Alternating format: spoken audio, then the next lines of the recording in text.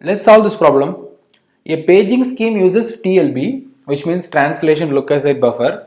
A TLB access time is 10 nanoseconds, which means they are saying that in order to access the TLB, it is going to take 10 nanoseconds. They have given that main memory access takes 50 nanoseconds. Main memory access takes 50 nanoseconds. And also say they are saying that they are asking what is the effective access time in nanoseconds if the TLB hit ratio is 90% and there is no page fault. See, by saying there is no page fault, they mean that everything which you search for should definitely be present inside the RAM, right? Which means you don't need to go into the hard disk. It is just an assumption. Again, it is not practically possible.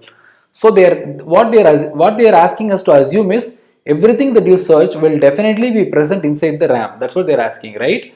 They have given two things. One is TLB, another one is main memory access time. Also, they have given the TLB hit ratio, which means 90% of the times you will be able to find out the page table entry inside the cache memory or TLB.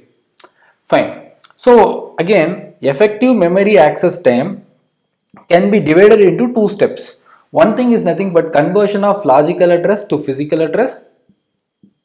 Now once we find out the physical address, we are going into the RAM and getting the byte, data byte, right?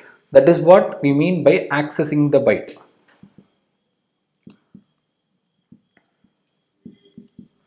Now conversion of logical address to physical address. See, conversion of logical address to physical address, whether the page table entry is present inside the TLB or not, definitely we will access the TLB, which means 100% of the times one TLB access is definitely necessary, right? And TLB access time is 10 nanoseconds. Fine. Now in case if the page table entry is not present inside the TLB, we will go for main memory, right? Which means the page table. And page table access time takes 15 nanoseconds, right? Now, when will we go for main page table? Only 10% of the times, right? If TLB hit ratio is 90%, TLB miss ratio is 10%. So, 10% of the times, we will go for RAM. See, one important point you need to understand here is, they have not given whether they are using a single level paging or multi-level paging, right? So, we can assume that single level paging. See, by default, we always go with single level paging, right? But only in case if they say that the page table size is larger than the size of page or something like that, we might have to think about multi-level paging. So again, I'm assuming that they are using single level paging. So 10% of the times we are going to take another 50 nanoseconds in order to find out the physical address, right? Fine. Now this is done. Now we have converted logical address to physical address. By this, using the physical address, we need to access the byte, right? Let's see what will happen there. See, coming to here, our byte will definitely be present inside the RAM, right? Because they have given that there is no page fault. So, in order 100% of the times, which means always, we will be able to get the byte inside our RAM, right? For that, it will take another 50 nanoseconds.